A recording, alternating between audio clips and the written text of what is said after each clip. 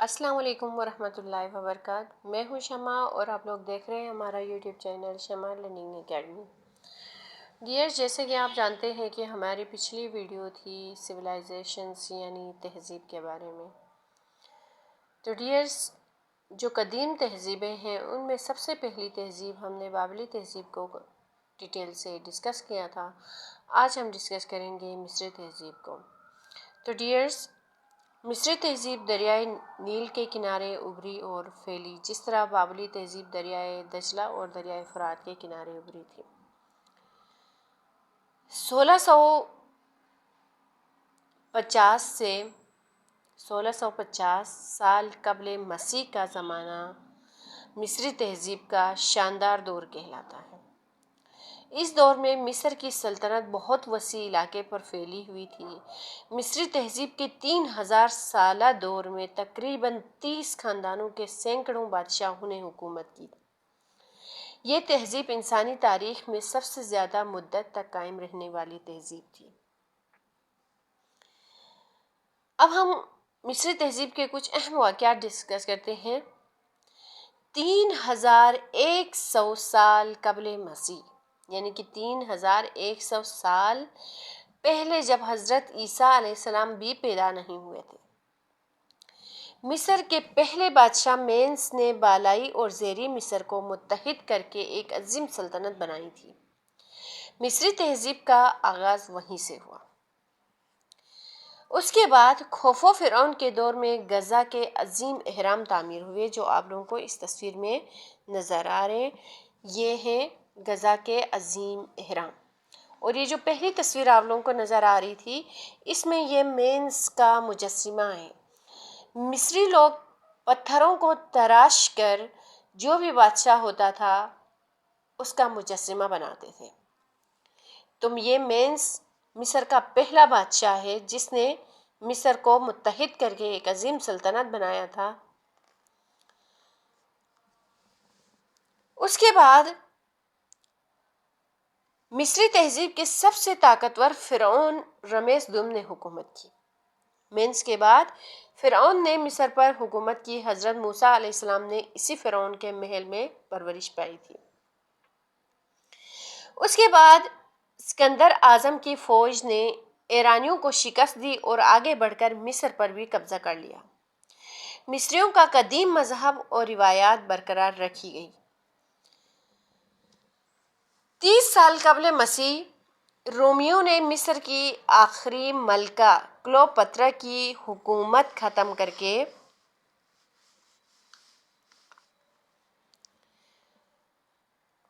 ختم کر کے قدیم مصری سلطنت کا خاتمہ کر دیا تھا۔ مصری تہذیب بھی وہیں پر ختم ہو گئی تھی۔ یہ جو تصویر آپ لوگوں کو نظر آ رہی ہے، یہ مصر کی آخری ملکہ کلیوپاترا ہے، اور یہ جو تصویر آپ لوگوں کو نظر آ رہی تھی یہ رمیس دوم کی ہے، جو کہ حنوط شدہ لاش یعنی ممی کے مصر کے دارالحکومت قاہرہ کے عجائب گھر میں ابھی تک محفوظ ہے۔ یہ مصر کے بادشاہ رمیس دوم کی۔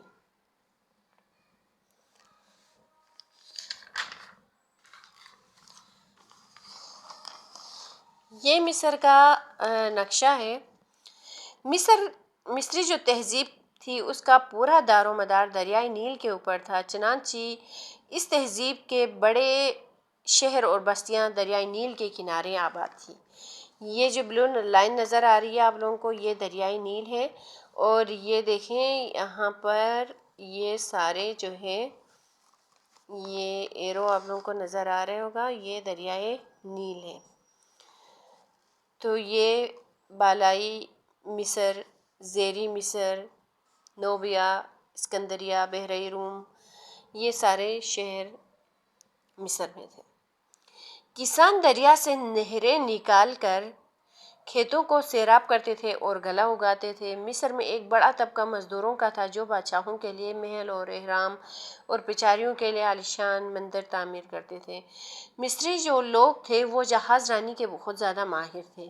وہ سمندر کے راستے سے دیگر ممالک سے تجارت بھی کرتے تھے۔ مصری تاجر گندم اور نرسل کے پودے سے بنے کاغذ کے تبادلے میں دیودار کی لکڑی حاصل کرتے تھے جو چھتوں اور جہاز سازی کے لیے استعمال ہوتے تھے۔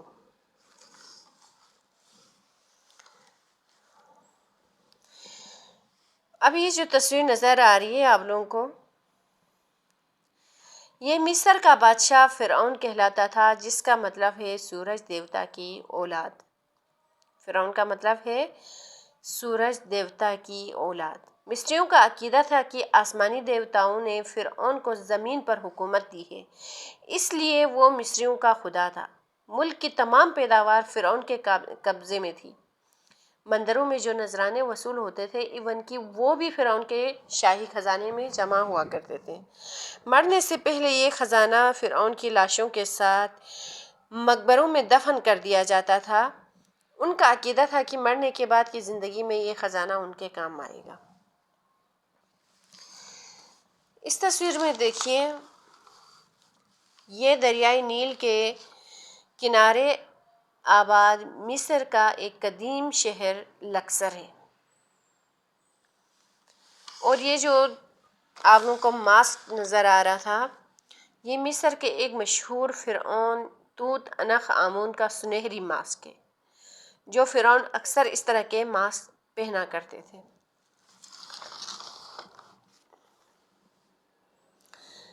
اس تصویر میں دیکھیں تو یہ ابو سمبل کے مقام پر یہ مندر رمیسدم نے تعمیر کروایا تھا۔ مصریوں کے تقریباً 2000 دیوتا تھے جن کی وہ پرستش کرتے تھے۔ سورج دیوتا سب سے بڑا تھا، یعنی کہ فرعون ان سب میں سے بڑا تھا۔ اور اس تصویر میں آپ دیکھ سکتے ہیں کہ بادشاہ اپنے مقبروں کی دیواروں پر خوبصورت مصوری کرواتے تھے۔ اس طرح کی خوبصورت مصوری کرواتے تھے۔ ان کا عقیدہ تھا کہ مرنے کے بعد بھی وہ ایسی ہی راحت کی زندگی پائیں گے۔ اب ہم ڈسکس کرتے ہیں مصریوں کے کارنامے کہ انہوں نے کون کون سی چیزیں ایجاد کی، کون کون سے کارنامے انجام دیے۔ تو حنوط شدہ لاش بنانے کا فن دنیا میں سب سے پہلے مصریوں نے ہی متعارف کروایا تھا۔ مصری فن تعمیر کے بھی بہت ہی بڑے ماہر تھے۔ انہوں نے اس زمانے میں جو مندر اور اہرام تعمیر کیے نا، وہ آج بھی دنیا کو حیرت میں ڈال دیتے ہیں۔